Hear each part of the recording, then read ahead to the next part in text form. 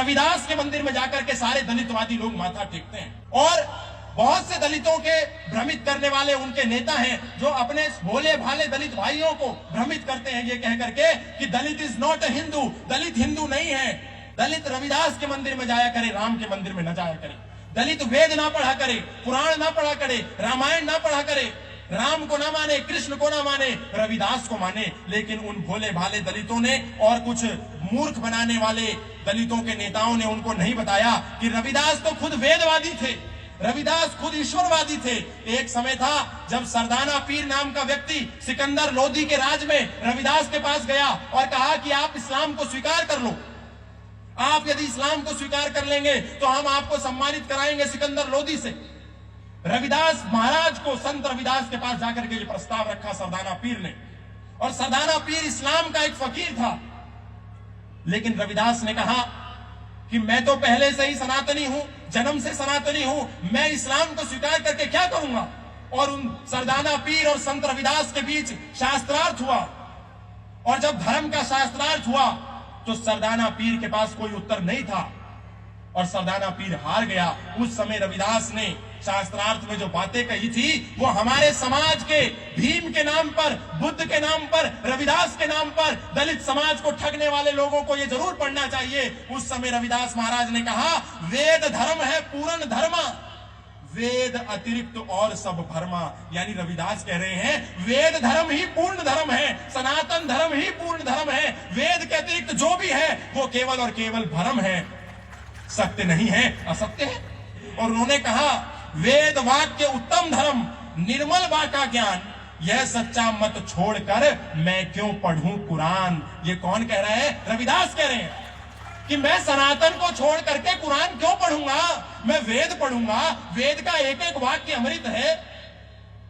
और उनके मानने वाले कह रहे हैं जय भीम जय मीम। भीम यानी कि डॉक्टर भीमराव अंबेडकर और मीम यानी कि मुसलमान। हिंदू और मुसलमान की कभी एकता नहीं हो सकती, ये तो रविदास कह रहे थे। यानी ये जितने भीमवादी हैं, रविदास के नाम पर राजनीति करने वाले हैं, दुनिया को ठगने और बेवकूफ बनाने वाले हैं, ये रविदास को तो मानते हैं पर रविदास की नहीं मानते। और जो लोग रविदास को मानते हैं, रविदास की नहीं मानते, हमको भी उनकी नहीं माननी है, क्योंकि रविदास तो वेद की बात कर रहे हैं।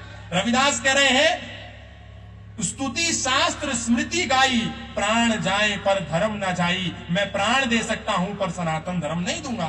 और क्या कह रहे हैं, जब सरदाना पीर ने कहा 72 हूरें मिलेंगी, जन्नत नसीब होगी, अल्लाह ताला मेहरबान होगा, इस्लाम को स्वीकार कर लो संत रविदास, तो रविदास कह रहे हैं कुरान बहिष्ठना चाहिए, मुझको हूर हजार, वेद धर्म त्यागू नहीं, जो गल चरे कटार। यानी गले पर तलवार भी चला दोगे, कटार भी चला दोगे, तो भी मुझे तुम्हारी हूरों से मतलब नहीं है। मुझे ये 72 हूर दे दो, चाहे 1000 हूर दे दो, मुझे हूर नहीं चाहिए। गला काट लो पर वेद धर्म नहीं दूंगा। वेद धर्म है पूर्ण धर्मा, करी कल्याण मिटाए भरमा, सत्य सनातन वेद है, ज्ञान धर्म मर्याद, जो ना जाने वेद को वृथा करे बकवाद। ये कह रहे हैं संत रविदास। और संत रविदास के नाम पर कितने ही हमारे दलित भाइयों को, कितने ही हमारे समाज के लोगों को कुछ ठगों ने, कुछ लुटेरों ने, कुछ बदमाशों ने, कुछ आक्रांताओं ने, कुछ आतंकवादियों ने इस्लामिक एजेंट बन करके और खुद को दलितों का नेता प्रस्तुत करके उन्होंने हिंदू समाज का एक अभिन्न अंग उसको भ्रमित करके सनातन से अलग कर दिया। जो कहते हैं हम रविदास के भक्त हैं, वो कहते हैं हम वेद को नहीं मानते। यदि रविदास को मानने वाले वेद को नहीं मानते तो इसका मतलब वो रविदास को भी नहीं मानते, क्योंकि रविदास वेद को मानते थे।